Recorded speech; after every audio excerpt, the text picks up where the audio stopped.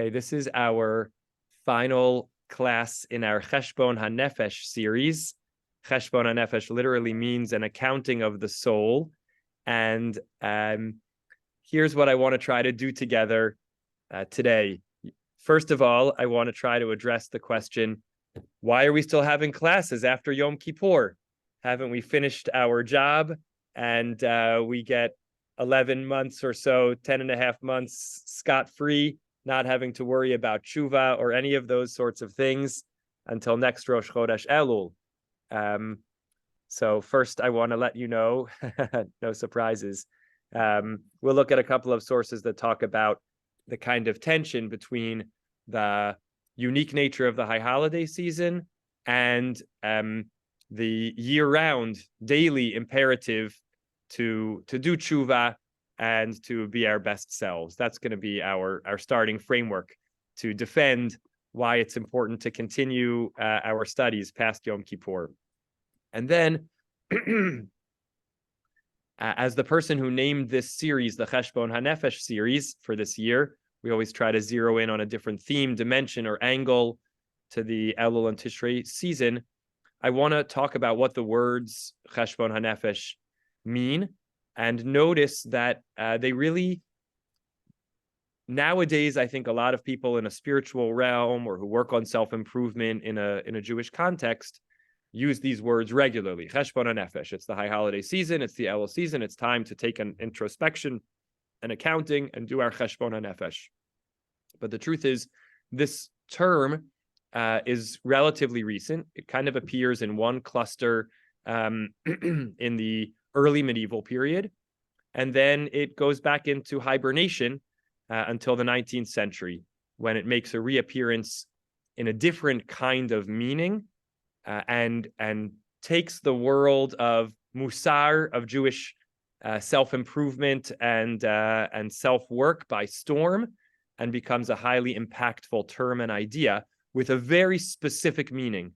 And it's that specific meaning and framework that I want to look at today by sharing a little bit from the book Cheshbon Hanefesh, and a little about its history, a little about its methodology, and a little about its contents, so that we walk away from today recognizing, yes, we're in a special season. Yes, every day is a day for introspection. And yes, in the Jewish technology of working on ourselves, there is a very particular method to consider, and I hope we'll have a little time to reflect on its benefits and its risks or possible downsides. So that's our tall order. As we sometimes do in our special series, I'm going to hold the mic a little more tightly for a while and be sure to open up for feedback or comments later on. I want to begin by sharing a source sheet, which you have in front of you, and now everybody else has in front of them. The Gemara in Rosh Hashanah is reacting to a Mishnah which says that there are 4 Rosh Hashanahs. It's the very first Mishnah in Masechet Rosh Hashanah. There are 4 Rosh Hashanahs. And related to this, there is a discussion in the Gemara about seasons of judgment. The Gemara says, it's taught in a Braita, all are judged on Rosh Hashanah, and their sentence is sealed on Yom Kippur. This is kind of the framework that we operate in when we think about the high holiday season.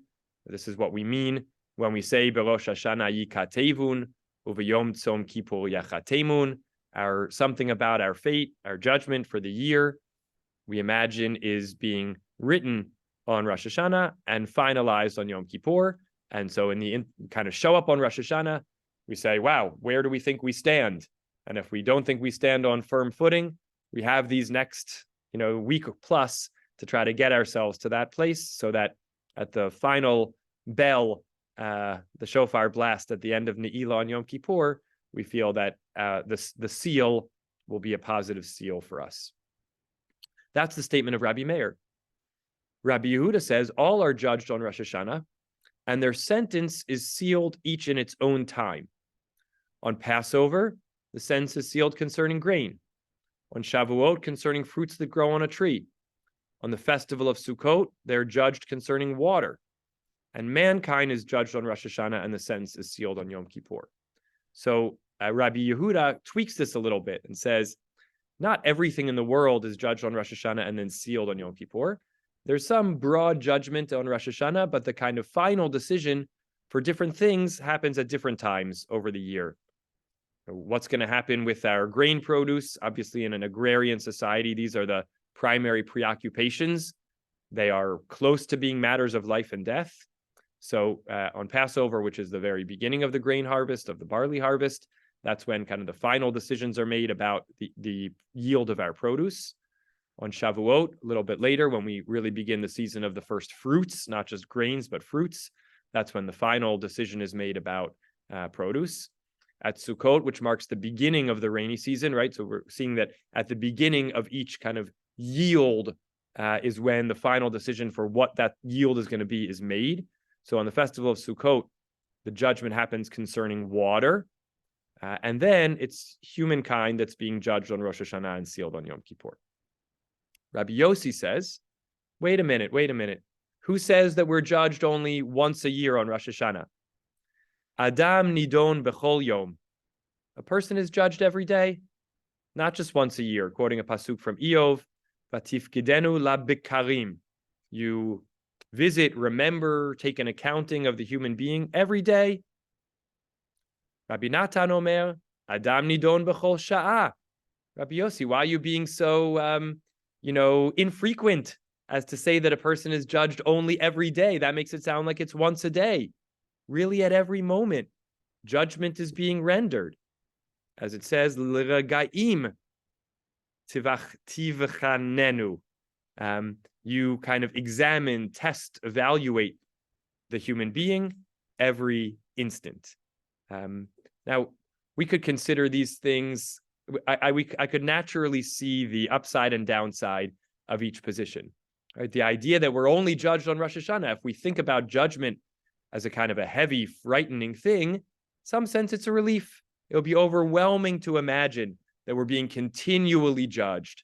So, okay, we say we have the one time a year when judgment officially happens, doesn't let us off the hook the whole rest of the year. The judgment on Rosh Hashanah is for our actions over the whole year, but it's a little bit less stress-inducing to recognize that we kind of show up one day a year for that official sentence, that official judgment. On the other hand, maybe it's actually relieving to feel that at every moment we have this sort of fresh start.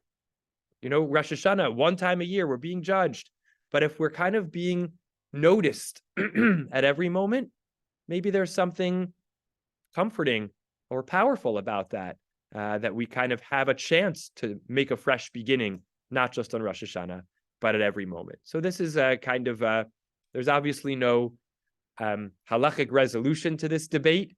The idea is for us to appreciate these two ideas that hang in tension and in relationship with each other. Yes, there's a special time of year for judgment, and that's part of what enables us to show up strong on Rosh Hashanah, because we've had months to build up to it. On the other hand, we're not going unevaluated the rest of the year. Now, this is within taking the first idea that we're being judged on Rosh Hashanah. Then that position sort of suggests everything ends at Yom Kippur. But the Kaf HaChaim, this is in source 2 on the Shulchan Aruch Or HaChaim, the laws of Yom Kippur, comments. I think it's still the laws of Yom Kippur here. May already be onto the laws of Sukkot actually. Comments that actually Yom Kippur is not even the end. Even for the opinion that says we're judged once a year on Rosh Hashanah and the final seal is on Yom Kippur, the Kaf HaChaim says, based on a bunch of Kabbalistic sources, no, it's not even so straightforward. He writes, the principle of the law, or the basic idea that the world is judged now, means that it's to hand over the notes that were signed at Ne'ilah on Yom Kippur for all those who did not do tshuva during the days from Yom Kippur, that should say from Yom Kippur to Hoshana Rabbah, and they will be handed over to the hand of the messengers to execute the judgment and sentence for those who were found liable. So this notion that we're sealed on Yom Kippur, okay, so picture it. something's written down on Rosh Hashanah. We think about the big book of remembrances, but maybe everybody has their own envelope. Okay, our fate is written on Rosh Hashanah, put onto the envelope. God could take out the envelope any time of the week from Rosh Hashanah to Yom Kippur and change what's on there, erase and write down new. On Yom Kippur, it's sealed. Sounds like we're done. Not done yet. On Yom Kippur, it's sealed and it's given to the postal delivery person, to the messenger. And they hold on to it until Hoshana Rabbah, the last day of Chol HaMoed Sukkot. Okay, it's handed over to the hand of the messengers to execute the judgment and sentence for those who are found liable. Right? If there's something to do. If we're judged for a year of blessing and health, no further action is necessary. But if we're judged for something else, there are messengers who have to carry that out. But even though the notes were delivered in their hands, permission was not given to execute the judgment and the punishment written in these notes until Shmini Atzeret, to give more time to the sinners to do tshuva on the day of Hoshana Rabbah, the last day of Lulav and Sukkah. If they do tshuva, they will return to take the notes from their hands. But if not, there is no more repair from then on. So this is just amazing to see. Got Rosh Hashanah. Then we say, no, you have from Rosh Hashanah to Yom Kippur. And then we say, no, even though it's sealed on Yom Kippur, what could possibly left to be done? Well, it's still given to the messenger, and the messenger has to carry it out. And the messenger is not allowed to do anything with that envelope until Shmini Atzeret. So Hoshana Rabbah, the very last day before Shmini Atzeret, that's really the last day. And I think you can find sources that say until Hanukkah. And at some point, this kind of reduces to the position that says really it's every day.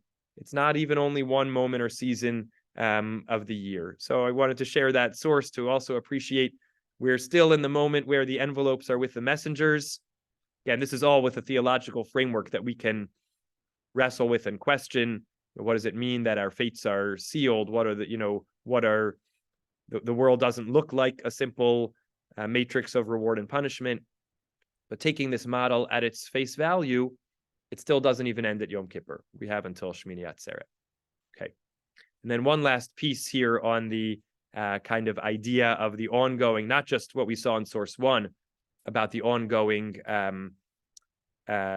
judgment, but our opportunity to continually react to that judgment with reparative action is this Gemara, source 3 in Shabbat 153a. It's a Mishnah in the name of Rabbi Eliezer who says, Shuv Yom Echad Lifnei Mitatecha. I spoke about this general idea on Yom Kippur. Rabbi Eliezer taught, do tshuva one day before you die. So his students asked him the obvious question. V'chi adam yodea ezehu yom yamut? Does a person know when their day of death is going to be that they can put on their calendar? This day is death day. The day before is going to be teshuvah day. I'm being facetious, of course. But this is the question that the students ask. This is not practical advice. Amar lahen. V'kol shekain. Yashuv hayom shema yamut lemachar. V'nimtza kol yamav b'tshuva. He said, yeah, exactly. All the more reason why this is such a good piece of advice. Do tshuva today, because you don't know what will come tomorrow. And if you do that, every single day you wake up and say, I don't know whether I'm going to be here tomorrow. I better do tshuva today. Then you spend your whole life in a state of repentance. And this is along the lines of what Shlomo said in Kohelet. B'chol eit yiyu v'gadecha levanim v'shemen al roshcha al yachsar. Let your clothes always be white, and let oil not be absent from upon your head. How can your clothes always be white? They're going to get dirty. So the message seems to be, do laundry every day, right? Do laundry every day. Every day, we want to try to do tshuva and be wearing our fresh garments. So this is just an opening framework for recognizing and appreciating that, in the rabbinic tradition, as much as we have Rosh Hashanah and Yom Kippur, on the one hand, as this peak time, first of all, even Yom Kippur extends to Hoshana Rabbah, Shmini Atzeret. And second of all, there is a kind of competing companion idea that every season is a season of reckoning, and every day is a day which is ripe for tshuva. These are things we all already know, but it's nice to see some of the texts that express them. Bernie, go ahead. So if one wanted to take Rabbi Eliezer's advice and do tshuva every day, What would that look like practically?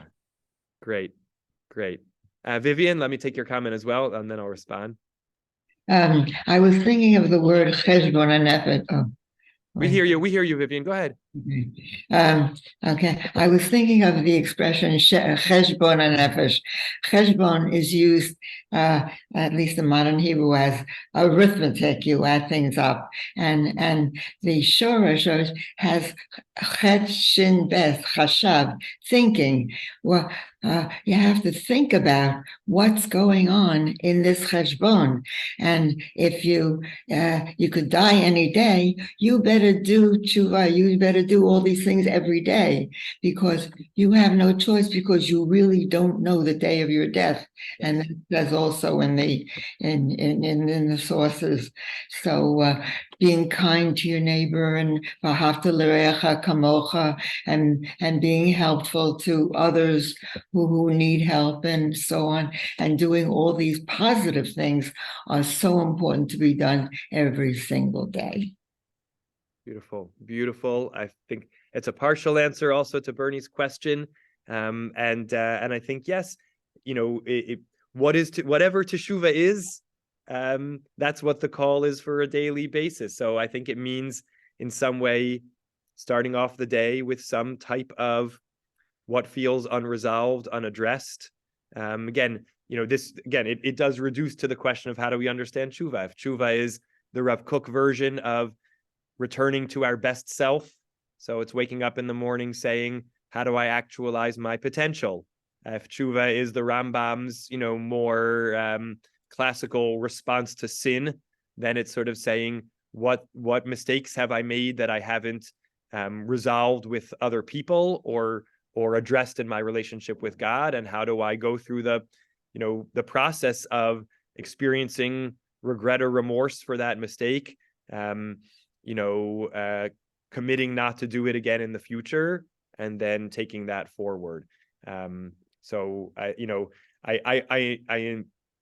infer from your question sort of the sense that it might feel like just too much to do on a daily basis. Tshuva takes time and energy and effort. And so I certainly accept and recognize that idea. And it's an interesting, framing, the way the Gemara has that language. If you follow this advice, nimtza kol yamav b'tshuva, right? I almost would expect a different thing, like kol yamav b'tova, and you live all your days in good. What does it mean to actually be in a perpetual state of repentance? It's almost, tshuva is supposed to be a transitional state to a new static place of being. So, I just amplify also the question. What would it really mean or look like? Okay, that's part one. Part two is to take a little bit of a look at this notion of Cheshbon HaNefesh. So I always like to share my technologies with you. I did a little search on Bar Ilan, this text database that goes from the Tanakh through the Mishnah and the Gemara and Halacha and text of all different kinds to search where does the literal exact phrase Cheshbon HaNefesh appear. And you really don't find it until the 19th century, with one major exception. That exception is the book, or is a chapter of a book, and the references to the chapter in that book. That book is called the Chovot HaLevavot. You have a little bit of it here in source 4.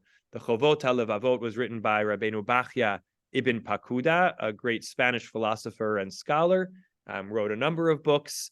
And this book, Chovot HaLevavot, Duties of the Heart, was a medieval philosophy and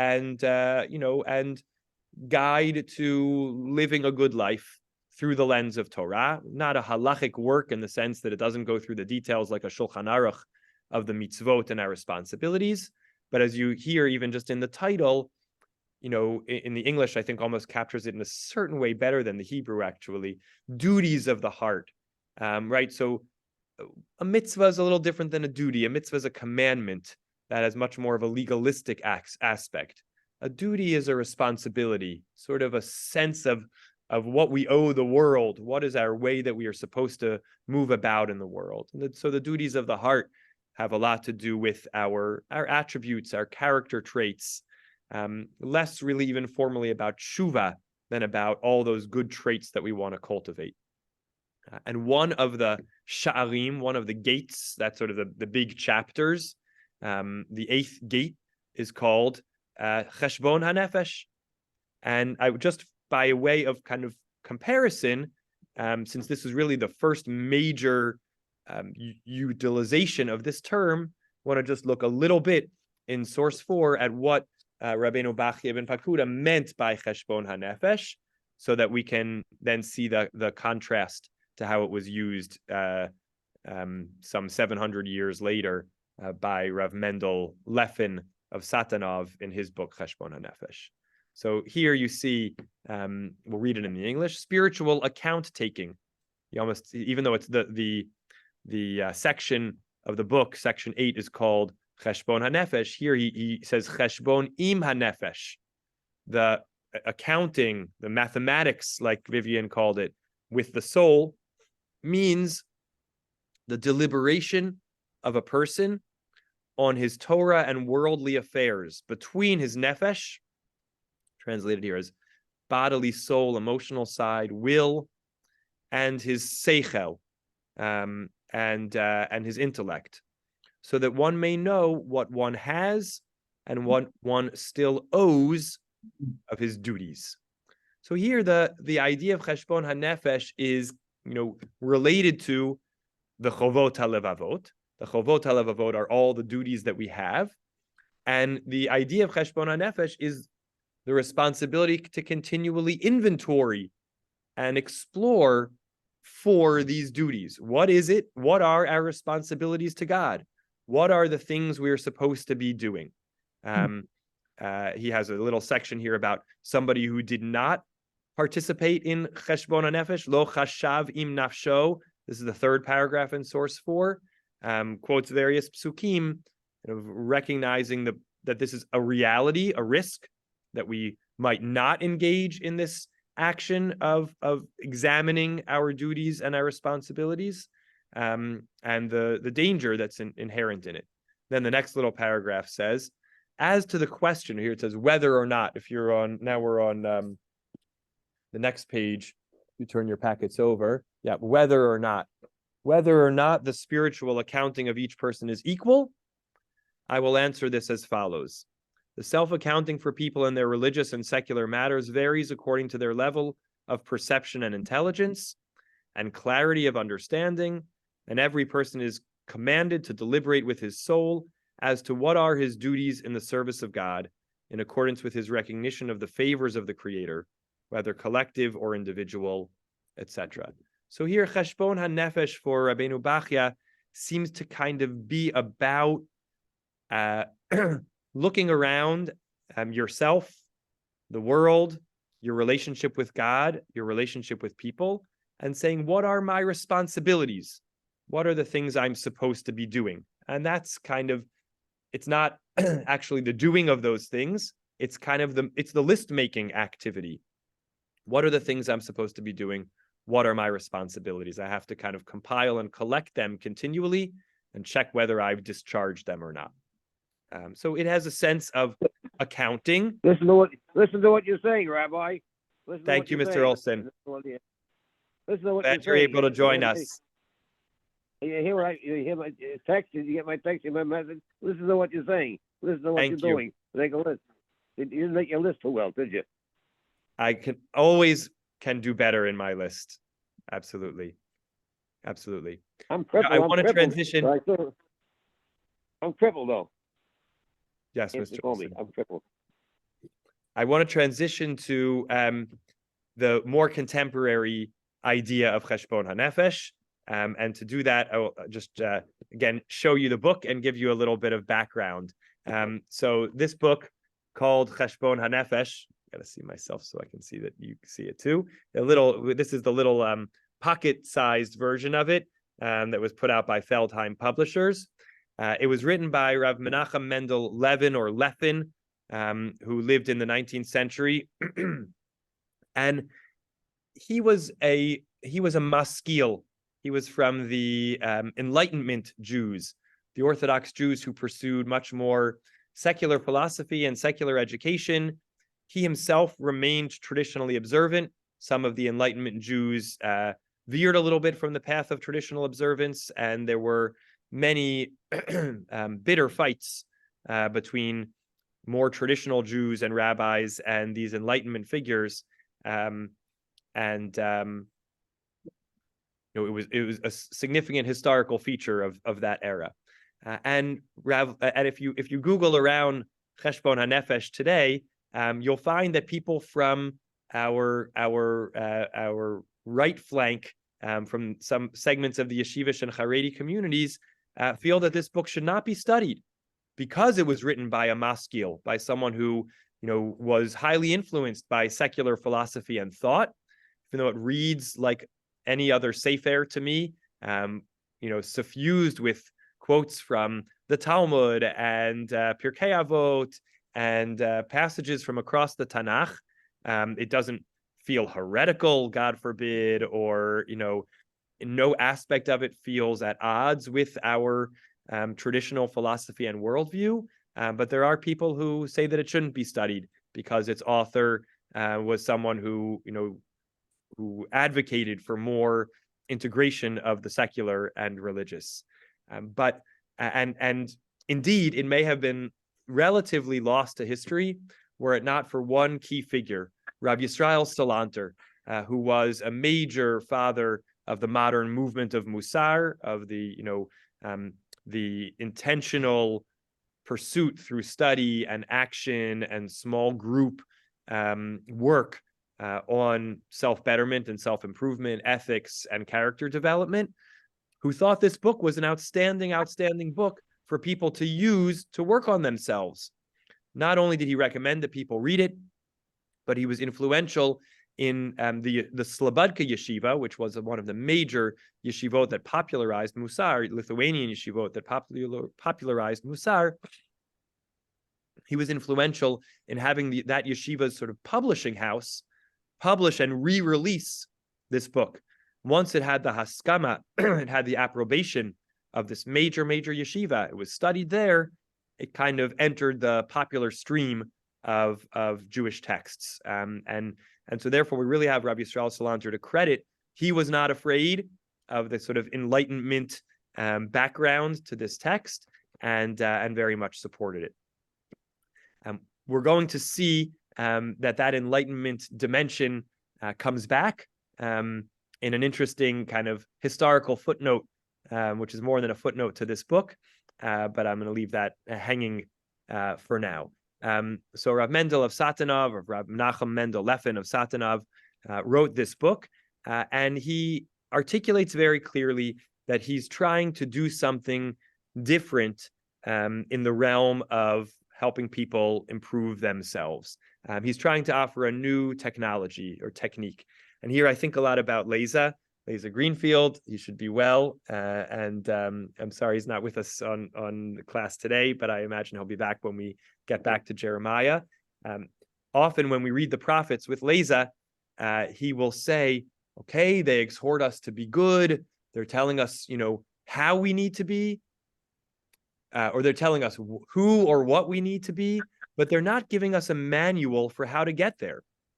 Love your neighbor, despise corruption, fight for the needy and vulnerable. But how do we cultivate those traits inside of ourselves?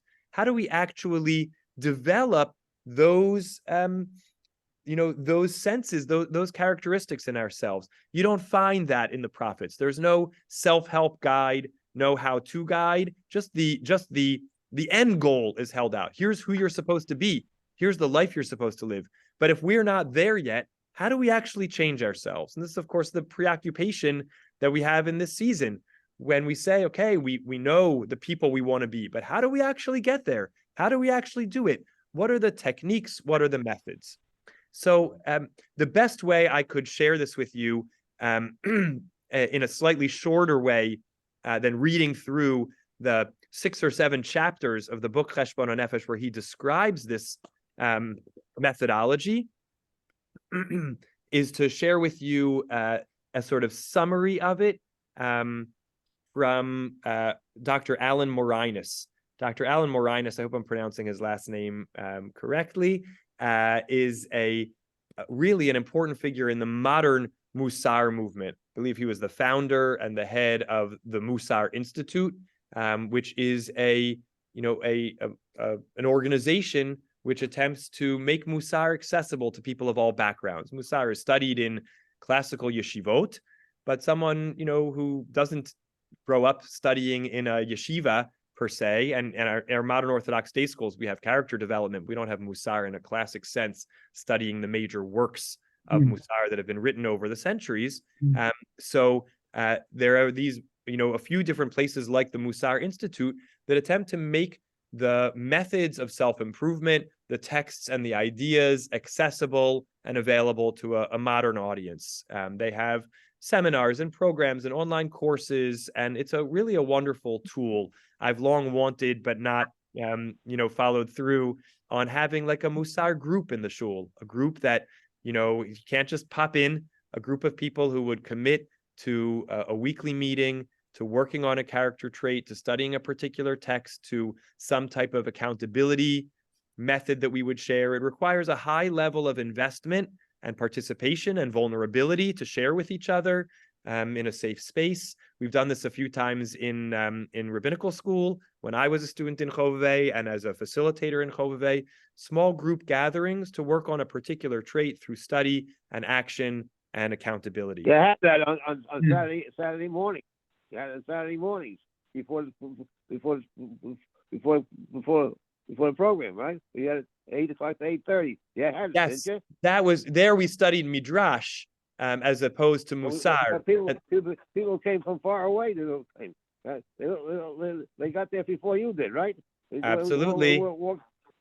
I'm talking to one who came from Knowles Crescent and consistently was there before I walked in from across the street. So yes, absolutely. I fell down, and the chicks picked me up in the car, and she drove me there, or else I would have been there. I would have fallen down, and no one would have picked me up. You see, that's what I'm asking for you. Yes. Right, you get it? Yes, Mr. Olson. Yes. So Dr. Alan Morinus kind of summarizes the technique that the Cheshbon Hanefesh introduces.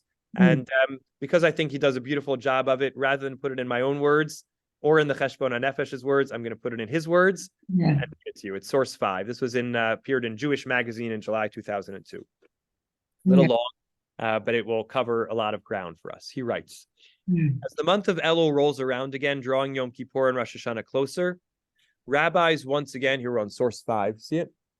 Yep, great. Rabbis once again begin urging each of us to do a Cheshbon HaNefesh, a personal accounting. Right here, he's kind of, quoting this as though it's a popular term. Where is that? One second. Counting of the soul to prepare ourselves for the high holidays, when we will stand to give a reckoning of our lives over the past year.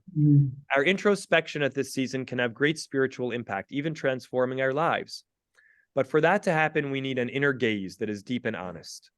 That's where Cheshbon HaNefesh comes in. Although the term gets used to describe any kind of inner stock taking, there is a way to do this personal accounting that is systematic, thorough, and very effective. Done like that, it provides clear knowledge of the forces and contours of your own inner landscape. That interior world of personality, thought, wisdom, and emotions, along with its eternal essence, is what we know as soul. And a rigorous process of soul accounting delivers up the penetrating insight and change that are at the very purpose of these days of awe. The method of Cheshbon HaNefesh. So as opposed to just sort of saying, let's all do introspection, let's do Cheshbon HaNefesh, here we're now going to talk about a very technical use of the term. How might this actually look? The method of Cheshbon HaNefesh was first laid out in a book called, naturally enough, Cheshbon HaNefesh, written by Rabbi Menachem Mendel Levin and published in Lviv, Ukraine in 1812. Some people say 1808. This book provides a refreshing experience for the modern reader because it offers a practical step-by-step method of introspection and self-understanding that is much more like a self-help manual than a rabbinic treatise. Doing an accounting of the soul is actually very simple. It's deceptively simple. As a first step, you compose a list of 13 qualities that you undertake to observe in yourself. Now, the reason for 13 may be various things. Of course, we know that over the high holidays, we repeat over and over in the Slichot prayers, the Yud Gimel Midot, the 13 attributes of God's mercy. So there's something beautiful in the, imitatio Dei, in the copying God. God has these 13 attributes that God uses to interact with the world. And so too, we want to cultivate 13 attributes in ourselves. Another possibility is that there are 52 weeks in the year. And so we want, and we want to have sort of a repetitive cycle. So, 13 is, not overwhelming amount. We could then get through the cycle 4 times a year. And so that's another possibility for the 13.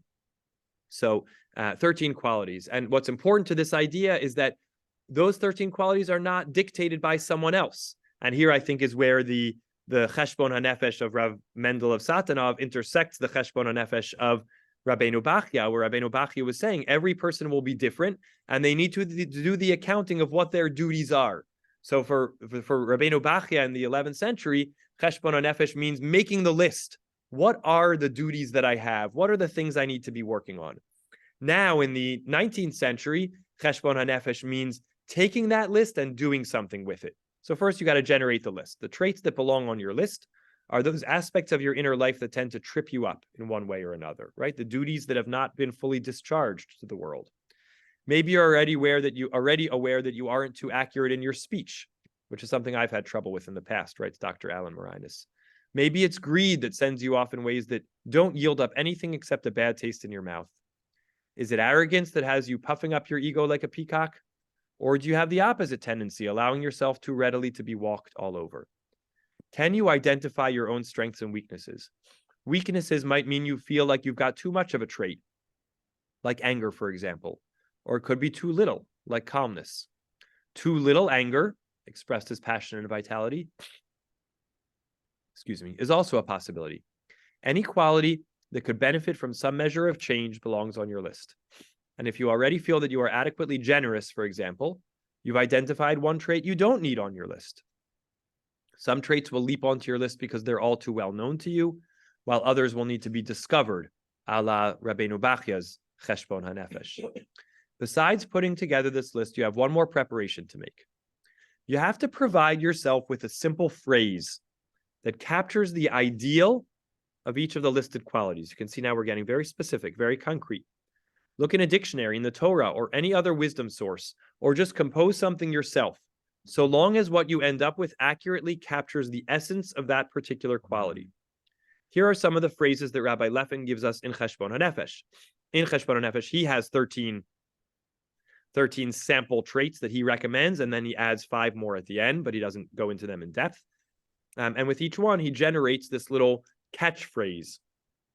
For equanimity, he writes, rise above events that are inconsequential, both bad and good, for they are not worth disturbing my peace of mind. Okay, you can hear this is like a mantra. It has different parts. It has the action step, rise above events that are inconsequential. Then it has the sort of deeper dive, both bad and good. And then it has the kind of punch. They're not worth disturbing my peace of mind. The more elevated goal is peace of mind. In order to get there, you got to rise above events that are inconsequential, realize they could be both bad and good. That distracts you from something bigger. About decisiveness, he says, all of your acts should be preceded by deliberation. When you have reached a decision, act without delay. All of your acts should be preceded by deliberation. When you have reached a decision, act without delay, right? So you have these sort of 2 key parts. First, it starts with action, right? Life is about action. Actions need deliberation, but once you have deliberated, go do it. And for righteousness, he goes to the Talmud. For what is hateful to you, do not do to your neighbor, right? Hillel's classic statement. My desani lach dechavercha al ta'avid. With your list of 13 qualities and a phrase to describe each one, now you're ready to begin the practice. You focus on one quality from your list for a full week, and really there are just 2 things you need to do. Every morning, soon after you have awakened, read over to yourself the reminder statement for the trait of that week. Might be helpful to set your cards right beside your bed or at another place where you are sure to see them and be reminded. This is again Dr. Alan Morinus, I do yoga stretches and meditation every morning. So I have my cards set up on the little table in my quiet room. The one for that week is at the front of the pile. So you've got 13 cards for your 13 phrases for your 13 attributes. And whichever that week's attribute is, you've got the card with the phrase at the front. Read over the phrase of the week slowly and with full concentration. Read it aloud. Read it several times. Chant it. Go over this reminder in whatever way causes it to be so clearly illuminated in your mind that it seems to have been written in neon. Once you've really heard the phrase in so penetrating a way, go on with your day. Okay, so starting off the day by reading the phrase that connects to the trait, so that over the course of the week, you're going to have read it 7 days each day. Of course, during the day, you try to live up to the ideal stated on your reminder card, but not with strain or by repressing tendencies. Just do your best. Here, right, we get to that tension that we saw in the earlier sources about being judged every hour, every moment, saying, don't judge yourself. You're working on decisiveness. Go through the day. You have all kinds of decisions to make. Sometimes you're going to make them deliberate, make them an act. Sometimes you're going to deliberate too long. Sometimes you're not going to deliberate enough. Sometimes you're going to deliberate, decide, and then not be able to go forward and act. Okay. Keep in mind that decisiveness is the focus of the week, but don't stress about it. Just live. Then at bedtime, you'll do the second part of the practice. Keep a small notebook by your bed along with a pen, and just before you go to bed, reflect back over your day to see what you can identify that in any way reveals the presence of the single quality you're working on that week. Record all thoughts and experiences that relate to that particular quality. Your notes should be brief, just an outline of the facts that reveal something of your characteristics. Focus especially on the role you played in events. Don't worry if what you write wouldn't pass as literature. No one but you ever need see this notebook. More important than the amount you write or the floweriness of the prose is the honesty you bring to your introspection. Shine a bright light on your day and see what there is to see about that quality that is your focus for that week, and write down just what you need to record to clarify the facts of your motives, actions, and reactions. I'm going to keep going. A quality may leap right out at you. You lost your temper with your kids, or you got coerced into saying yes to something you know you shouldn't have taken on. Or you may have to think or probe a bit to uncover the imprint of your soul as it shaped your day. But if you were alive, it has to be there. It's crucially important that you not beat up on yourself for your slip-ups, nor to heap praises on yourself for your victories. By the way, this is a key idea. What he's hovering around here for another time is a key idea in Musar called hitlamdut. Hitlamdut means the state of being in continual learning, right? If we're continually learning, if we make a mistake, we're going to say, okay, I'm still learning, made a mistake. And if we did a great job, we say, okay, great, I did it, and I'm still on the journey, right? So this mindset, it's growth mindset, as we call it in education. The growth mindset means that we don't kind of overly dwell on our successes or on our shortcomings. We're growing. What you're after is just a factual and accurate picture of the play of your inner life as it shapes your thoughts, words, and deeds in action. The details contain the underlying patterns that recur in your life. And by examining them, you get nothing less than a readout on the contents of your unconscious, as these express themselves in the particulars of your life. Say that the first quality on your list is equanimity, just as it is in Rabbi Leffen's book. On the day that you begin the practice, plus for the next 6 days, every morning when you arise, you recite to yourself the phrase for equanimity. Rise above events that are inconsequential, both bad and good, for they are not worth disturbing my peace of mind. Go over it several times or in different ways until its message is really imprinted on your mind. You want to absorb the message in a deep and acute way. Then every evening that same week, record in your diary at bedtime those things that happened to you that day that reveal something about the presence or absence of equanimity in your experience. It may be big, I got really upset when, or small, I can recall the tiny twinge of disturbance that came up at. Whatever it is, it goes down in writing. Once you have completed 7 days focused just on equanimity, now you leave equanimity behind and check your list to see what the next quality is. You put the reminder card for that quality at the front of the pile, ready to recite every morning of that week, while in the evenings, you'll record only those matters related to the next quality on your list. So it goes through the 13 weeks, at which point you will return right back to the first of the qualities on your list, back to equanimity. In the course of a year, you will go through that first set of 13 qualities exactly 4 times, since 4 times 13 equals 52, the number of weeks in a year. You will spend a total of 4 weeks in the year reflecting on and learning about how each of your 13 selected qualities plays its role in shaping your life. Okay, let's read the last 2 paragraphs. Cheshbon Hanefesh, done like this, is simple but amazingly effective.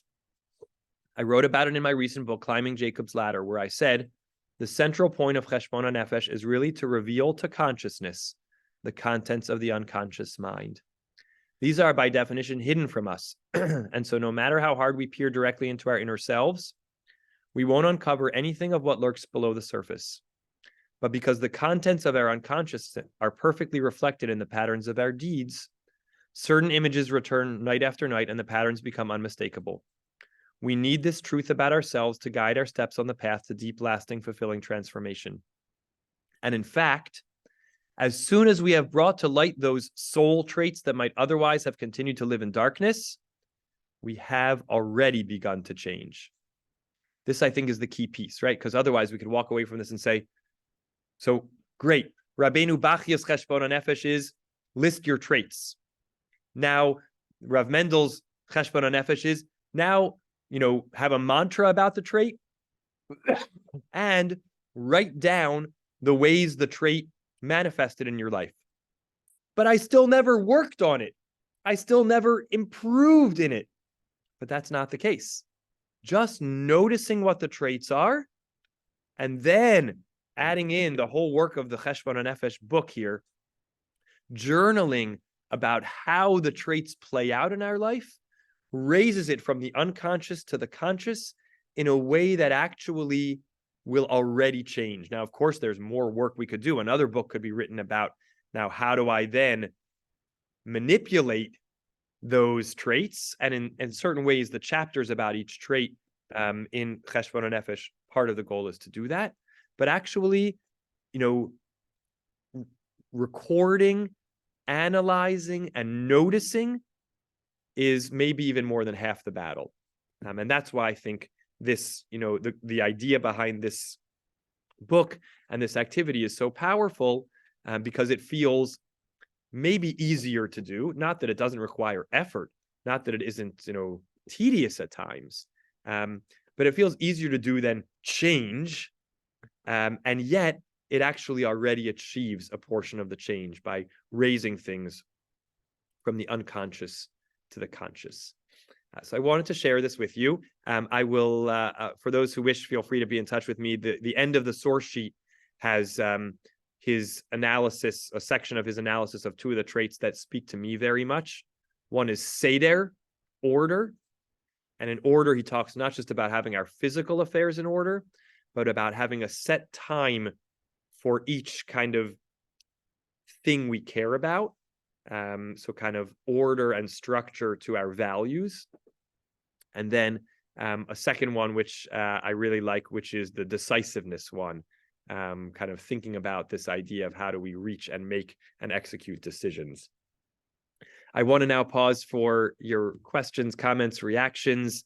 How does this idea of Cheshbon Hanefesh land with you? Is it something you could imagine yourself doing? Of course, this is only one model, but there are, you could tweak and adapt this model in any of a variety of ways. And before I open it up for last comments, I do want to circle back to what I mentioned before about the enlightenment dimension of this, which is to point out, I'll share my screen one more time, and I'll show it to those in person as well, that if you look here, as soon as it gets open clearly, and I move this out of the way, hold on. If you look on the screen, which I'll show, whoops, oh no, where did that go? Hold on, there we go. If you look on the screen, you can see that when Benjamin Franklin composed his autobiography, he included the description of a self-improvement method that he devised in his younger years. This self-improvement method, which Benjamin Franklin wrote about in his autobiography, centered on 13 traits. Each trait was meant to be focused on for a week. And there was a chart in which you wrote down the trait, a little summary of the trait, and then you could put like marks for each trait. And the idea was after 13 weeks, you started the cycle all over again through the 13 traits, and you got through it 4 times a year. It's generally believed and known. This is an example of the Benjamin Franklin grid with the days of the week, a letter for each of the traits, and here's the trait at the top, and its little summary, temperance is one of the traits. And then I'll scroll down, and you can see in Rav Mendel of Satanov's book, he has an example of his chart. And here you have the 13 traits, the 7 days of the week, and the place where you can put little writings or marks about each one. In his book, Cheshbon Hanefesh, Rav Mendel of Satanov says, a new method of improving ourselves has come out into the world, and I want to share it with you. He never says where he got it from. However, in others of his writings, he actually acknowledged and credits that he got it from Ben Franklin.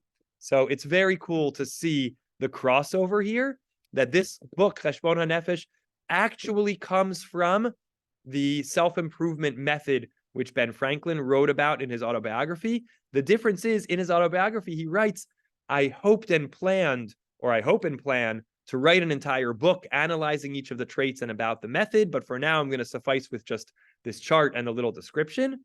He never got to write that book, but Rav Mendel of Satanov wrote the book. So there's a sort of a collaboration between Rav Mendel of Satanov and Benjamin Franklin in bringing to the world this technology of Cheshbon HaNefesh. I want to open up for any questions, comments, thoughts, reactions. Could you see yourself doing this? What are the pros and cons of this method?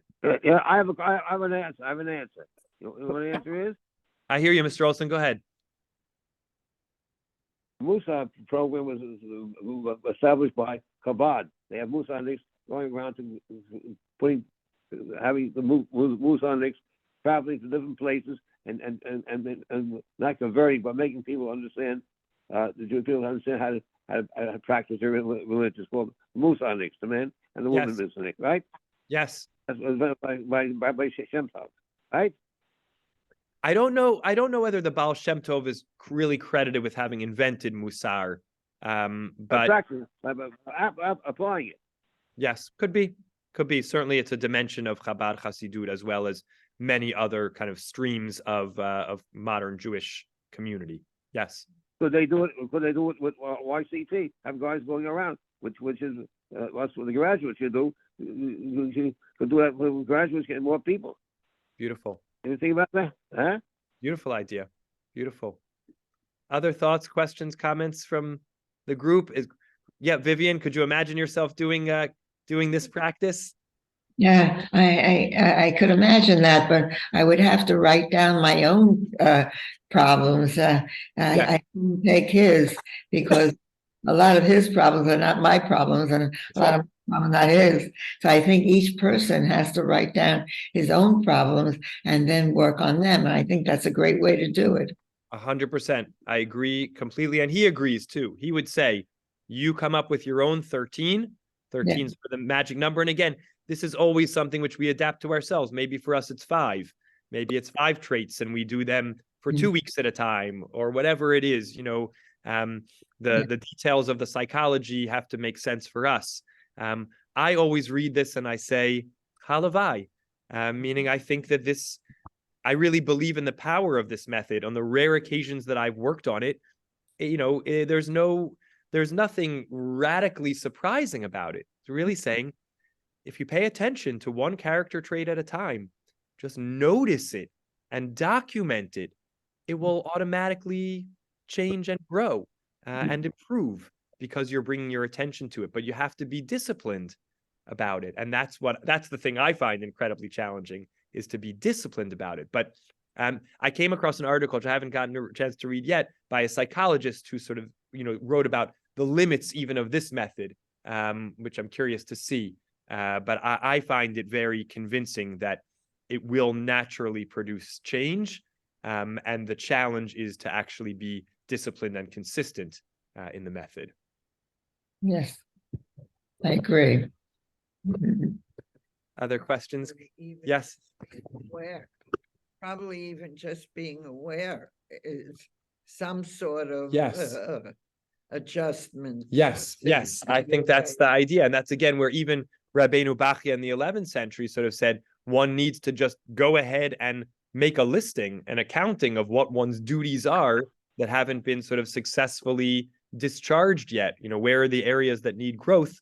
Even just writing the list, right? I mean, and I think all of these are things which sort of, I always feel coming through Yom Kippur, we've done the broad actions of connecting to God more, of feeling contrition, of tapping into the part of ourselves that wants to do better, even maybe of listing general lists through the Al-Chetz. But there's still so much more that actually has to be done, making that list personal, and then figuring out how we actually apply ourselves to that list. Maybe for some people, it's sort of say, I can only really even imagine doing one trait, right? There's certain, just like crop rotation, right? There are benefits to moving from one to the other, so we don't get stuck. But the flip might also be true. Maybe we feel we won't be able to make enough progress if we have too many traits. So maybe it's really saying one. And maybe it's unreasonable for me to expect to do the accounting on a daily basis. Maybe on Wednesdays, I'm going to sit down and just think about how I did since last Wednesday on this trait. I'm going to try to find 3 examples. It could be scaled down to a much smaller version of it, and still, I think, be highly impactful. Other questions, comments, reactions to this?